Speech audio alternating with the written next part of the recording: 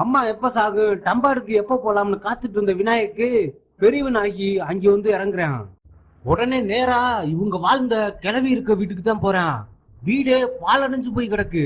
போய் கிளவி இருக்கியா அப்படின்னு கிளவிய தேடிட்டு அதோட ரூமுக்கு போய் பாக்குறான்.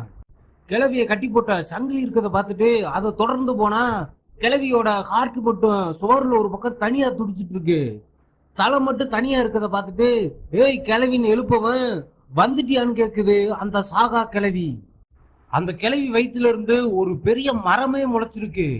அந்த கிளவி பக்கத்திலேயே ஒரு கேம்ப் ஃபயரை போட்டு அதோட ஒரு ஒப்பந்தத்தை போட ஆரம்பிக்கிறான் விநாயக்கு. நீ தங்க இருக்க இடத்த சொல்லு, உனக்கு பாதி அதுல தரேன்னு விநாயக் சொல்லவும், எனக்கு தங்க வேணாம், என்னை எரிச்சு சாம்பல் ஆக்கிரு, அது போதும். உனக்கு தங்க இருக்க இடத்தையும் சொல்றேன், அதை எப்படி எடுக்கணுன்றதையும் சொல்றேன்னு ஒரு டீலை போடுது கிளவி.